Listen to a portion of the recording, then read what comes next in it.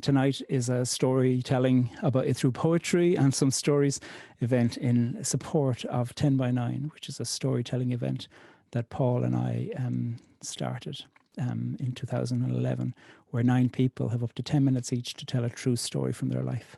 So Paul, do you want to come in? And then folks can meet you if they don't know you already. I know lots of people do. Hello, Paul. Hello. Nice to see Can you you. see me? Yeah, I'm actually going to spotlight you now, Oh just so that gosh. people can see you while I'm asking you the questions. Oh no. I'm too old to be spotlighted. Well, will we share the spotlight? So Yes, that's the please. thing I'd to like do. to see your reaction. Yeah. Okay. So like 10 by 9, we started it off together. You work for it. I suppose I'm on the board, if you like. And it started off with you when we were driving down to Grace Bill's wedding in the west of Ireland. Started off with you saying, we should start a storytelling evening. And it has since, for 9 years, become a big arts event in Belfast. But I'd love to hear from myself, actually, but also for other people. Why story? Why that? Well, I suppose as a very mediocre journalist, story is what I'm involved in, but it's always journalists telling other people's stories and the lens that then they see it through and maybe convey to the readers or listeners. I want people to tell their own story. I want them to use their own words. I want to hear what happened to them as the hero of their own story. And I don't mean hero as in a necessarily in a positive way, but just as a central character in a story and how they absorbed it. Whenever I work with people, I always tell them that two people who witness the same event or series of events will not remember it or feel it or experience it in the same way because they have their own baggage, they have their own point of view, they have their own history. Some act may mean something different to them from the person standing beside them. So I always say the one thing we all have is we have a unique story. There's no two people have the same story no matter what. And you had been working with story as well, and then you had given me the Listening is an Act of Love, which is a fantastic book from StoryCorps, the American organization, and I loved that book. And I just thought, I don't know that would work so well in our environment, but I just wanted people to be able to tell their stories regardless of, it wasn't about setting out to get troubled stories. I suppose we probably at the back of our minds thought we would get a lot of those, and then strangely we didn't. And I think that's because, even when things were really bad here, people were getting on with their lives and they were still loving and losing, and life was going on. They were they were going to school, they were going to work, all the rest of life was carrying on. And that is really, that's what people were presenting to us. Yeah, beautiful. There's always, even as you say, about one thing, there's always going to be different stories. And the one big story is never the only story either. No. So people know this. I think Paul's my partner, so we are partners in love as well as in public storytelling. So Paul, you're culturally religious in the sense of growing up Catholic, and you're well read religiously too. I remember one time walking in where you were lying in bed reading the book of Job, and I said to you, "My God, you're reading the book of Job," and you said, "No, I'm not. I'm reading Robert Alter's translation. This is literature." But you wouldn't call yourself a person of belief, but yet you speak about story. Well, maybe you can use your own language about that, but you speak about story with an almost a deep devotion. And why are people's stories so important to you, coming from individuals, and especially people who mightn't feel like they've got a great story to tell, or they mightn't feel polished, or they mightn't feel like, oh God, nobody would publish this? I think probably because of where I come from a very working class background. Nobody was listening to our stories. Nobody was interested in them. I am a big fan of biography, of the great and the good and the famous and the notorious. But I know people have lived through enormous things, and there were stories that I had and have that I just wanted to share because I think I came from a remarkable background. I don't mean I was remarkable, but the people around me were remarkable. My parents were remarkable, but very ordinary. And I didn't want their experiences or those experiences to just disappear. I wanted those to be heard. And I just thought, if I feel that way, then other people feel that way. And then we discovered, of course, that they do. And we have people, and anybody who comes to 10 by 9, we get stories that cover everything from the most trivial to the most tragic. We have stories of loss in the most awful situations. We have stories of illness, and we have stories of great humor and compassion. And I suppose what I think, and this isn't an answer to the question you asked, but I think if I was to think what's the main theme of any story or of any night, I would say love. Our stories are so full of love for other people. It's remarkable. Even in times of such awful times, and so much horror that people tell us about, but there's so much love in there as well. Beautiful. I think you are answering the question in terms of your devotion to story, saying that love is at the heart of it all. Love experienced, or love lost, or love not experienced.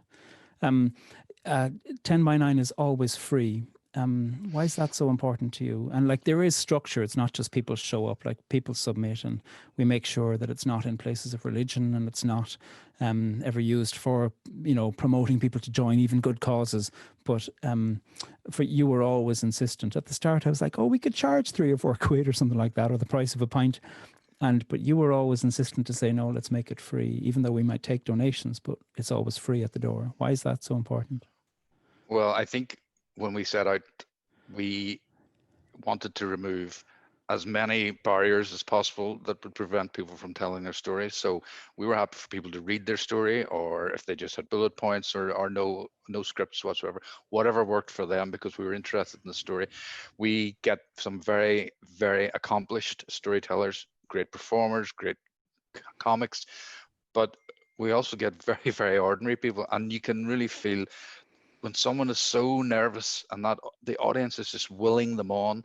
And when I'm working with people, that you have to sometimes kind of persuade them. Look, they say, oh, I'm really nervous about this, and I say, look, that audience will feel that, and you will get back from them what you need to get you through that story.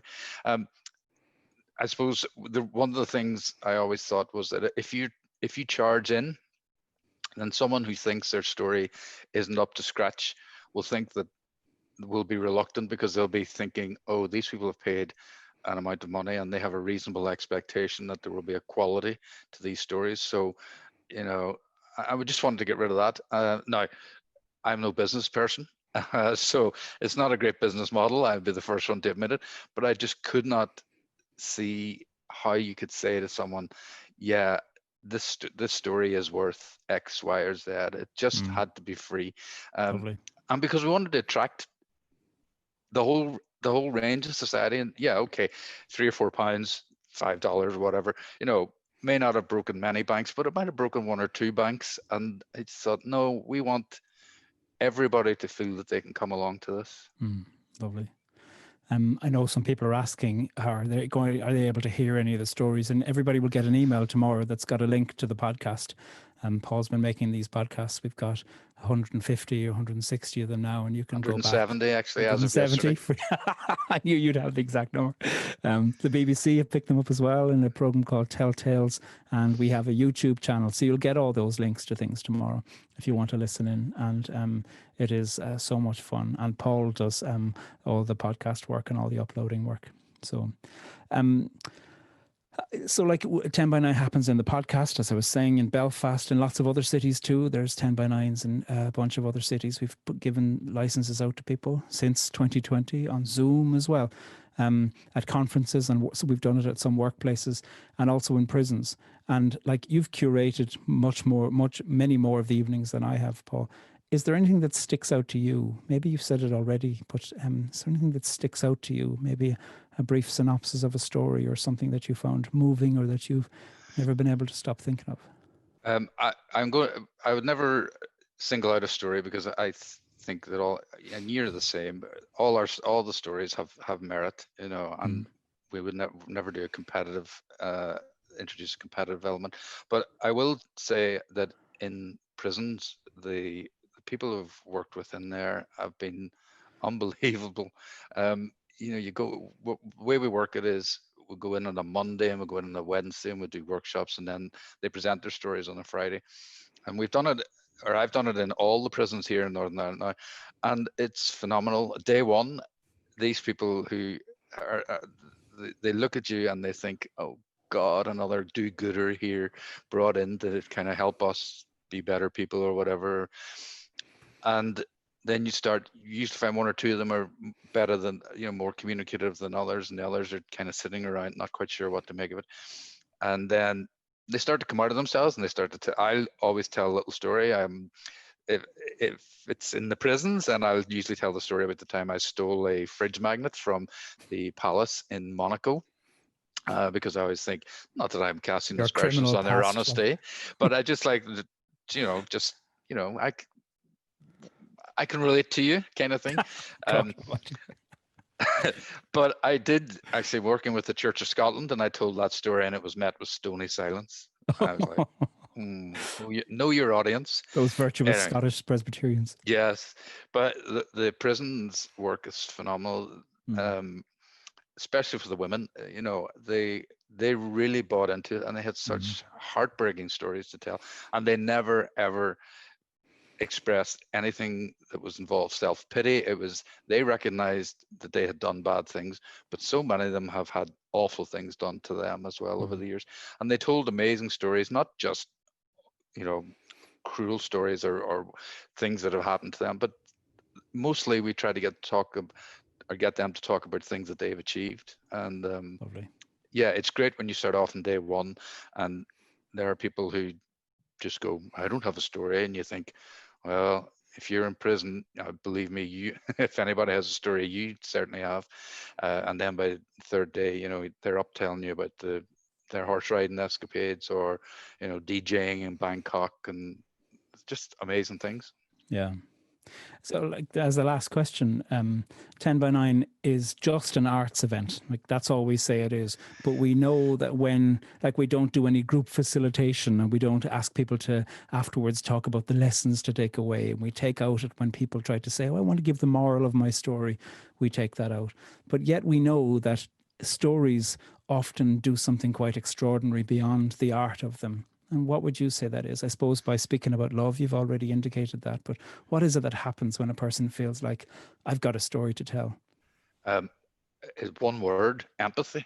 It's I think it was Roger Ebert, a critic, said cinema is a tool for empathy. Well, I'm sorry, but when someone gets up and tells you a true story from their own life, that trumps cinema anytime. It's just amazing how you can connect, even when you could never be in that situation, how you can feel the thrill or the terror or the fun or the ridiculousness of any situation. So I think that's the big thing, is you just come away really empathetic. And we see it, I remember one night very clearly, and there were 3 women, and they told stories about difficult relationships with their mother, very different stories, very different styles. At the end of the night, 3 women who hadn't known each other were hugging each other. And that's, people just connect through different stories. And you see people going up and saying to somebody, oh, I really liked your story, it reminds me of X, Y, and Z that happened to me. And just that connection that builds up. Plus you get that great, it generates more stories, basically. So we get, this, people come up afterwards and say, that story reminded me of, and I've got a story for the next time, and I really want to do this, blah, blah, blah. So they beget more stories. Super. Thanks very much, Paul. I hope I haven't eaten up too much of your time, Pádraig. No, I'm delighted you did. Everybody who doesn't know Paul, I'm delighted to introduce you to him. And you'll hear his voice on the podcast if you subscribe. And we're thrilled to have you here, Paul. And this night, everybody has been so generous. This night is contributing toward the ongoing costs of 10 by 9. So thank you to everybody for that.